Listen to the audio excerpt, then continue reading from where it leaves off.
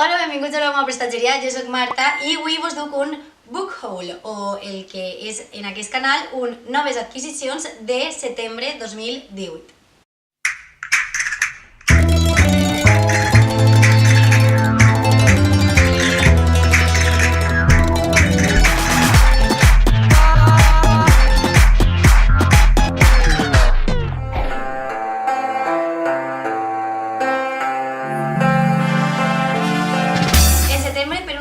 Altres he adquirit diversos llibres i al principi volia fer un vídeo en Instagram perquè de normal estic fent els unboxings en Instagram, però al final ha sigut una quantitat aixina de llibres més considerable i he dit, doncs vaig a fer un vídeo. El primer llibre que us vull ensenyar és Nosaltres els valencians, de Joan Fuster.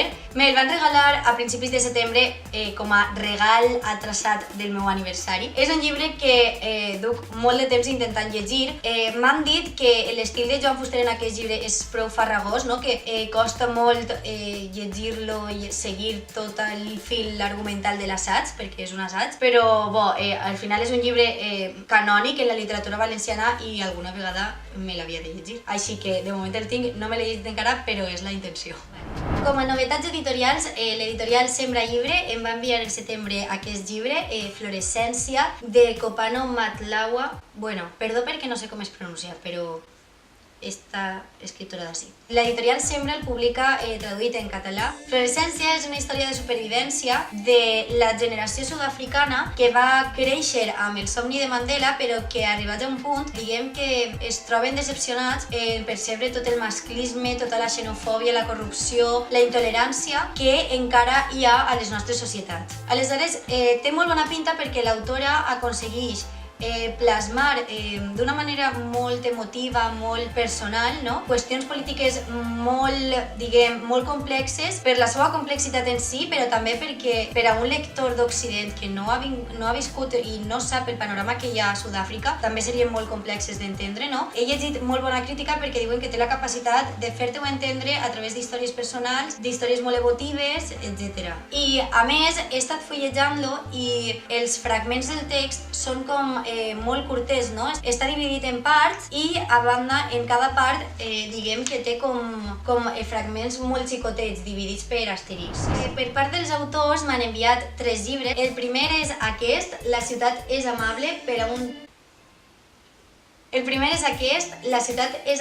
a uns pollets, per a altres una fera, de Eduard Ramírez. La història de com me va arribar este llibre és molt graciosa perquè resulta que el mes passat, també en setembre, l'associació ASICOM i l'Ajuntament de Rocafort organitzaren unes jornades sobre les TICs, sobre youtubers, instagramers, etc. Dins d'aquestes jornades s'entregaven uns premis i entregaren a aquest canal, a la prestatgeria de Marta, a millor booktuber. Doncs bé, en aquestes jornades Eduard Ramírez, que és l'autor del llibre i és part de l'Ajuntament de Rocafort, se'n va apropar i com diguem que jo era la dels llibres, la que anava del canal dels llibres, em va agafar i em va regalar un dels seus llibres i damunt és molt xulo perquè me'l va dedicar i tot. I la veritat és que està molt guai. Este sí que me l'he llegit ja i he de dir que tinc marcats alguns poemes que són molt xulos, o sigui, és que són supercurtets, és un llibre molt curtet i molt finet i està molt guai, són poemes molt profuns, parla sobre les diferents lluites personals, a més tenen dibuixos també, és a dir, està molt xulo, a mi m'agrada molt i això que jo no solc llegir poesia. El següent llibre que també em va enviar la mateixa autora és Res a amagar, de Anna Boluda Gisbert. Diu que és l'obra finalista del 15è Premi Torrent 2017 de narrativa juvenil. Efectivament, Res a amagar és una novel·la juvenil on la protagonista és Gina, de 14 anys, i diguem que l'ambient és este de l'institut, els amics, els pares, la qual cosa crec que és molt guai perquè esta temàtica sol enganxar molt i a banda diguem que té com un misteri dins de la trama, la qual cosa suposa que enganxarà molt, tinc també moltes ganes de llegir-me. Un altre llibre que m'ha enviat el mateix autor i que encara tinc en el paquet d'enviament perquè no volia que es deteriorara ni res, és aquesta meravella que es diu Insomni, de César Martí i Daniel Olmo.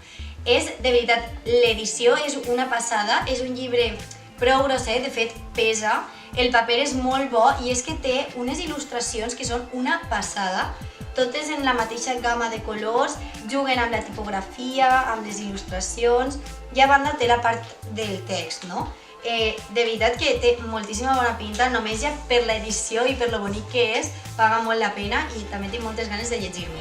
Ja per últim, això no és una nova adquisició perquè diguem que és un llibre que m'ha deixat un amic, però té molt bona pinta i volia també parlar d'ell abans de que haja de tornar-li. El llibre es diu La zona a punts d'un vigilant de camp, de Sergei Dovlatov. L'edició també m'agrada molt, és molt bonica. M'han dit que aquesta editorial es dedica a traduir escriptors d'arreu de tot el món al català. Aquest és el primer llibre traduït d'aquest autor rus. L'amic que me l'ha deixat, que de fet va ser el qui me'l va recomanar, em va dir que no m'esperara un fil argumental recte, lineal, sinó que són com el subtítol indica, són apunts, són vivències, fragments, pensaments, reflexions de l'autor en una època de la seva vida.